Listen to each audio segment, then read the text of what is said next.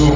Quero agradecer também ao pastor Daniel, aos da bancada aqui.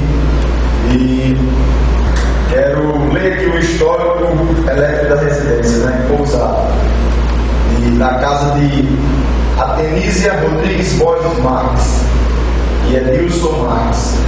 Dia 21 de outubro de 2014, início da execução dos seguintes componentes.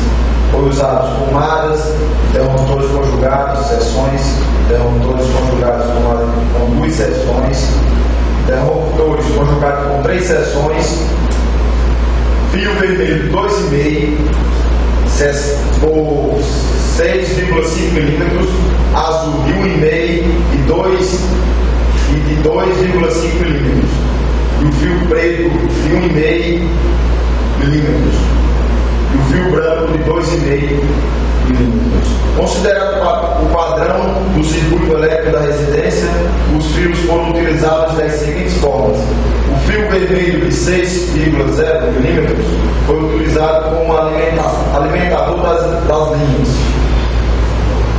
linhas. Primeira linha foi a linha da iluminação. A segunda linha das tomadas da cozinha.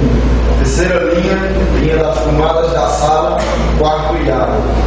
O fio vermelho de 2,5 milímetros foi usado para as tomadas. O fio preto de 1,5 milímetros foi usado para o retorno dos interruptores. O fio azul de 1,5 milímetros foi utilizado para a iluminação. O fio azul de 2,5 milímetros foi utilizado para as tomadas. E o fio branco de 2,5 milímetros foi utilizado para o aterramento do circuito. A execução do aterramento foi utilizada 2 varas de 2,40 metros, fios de 6,0 e fio de 10,0 milímetros.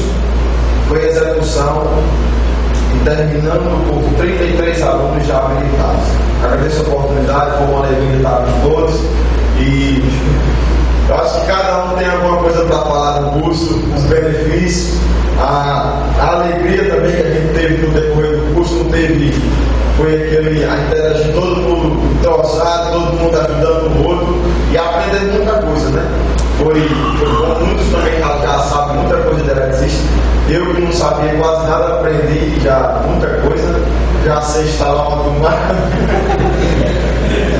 E temos aí que já sabe fazer até instalação completa, mas pra gente não saber nada foi muito bom, e eu agradeço pela oportunidade que nos foi dada, né? E a amizade também, que a gente conheceu várias pessoas que a gente não conhecia. E para mim, que não sou novo, eu não sou daqui de Jardim Grande, para mim foi muito bom. Eu já conheci muito mais da minha área, né? Muito mais amigos, e vai ficar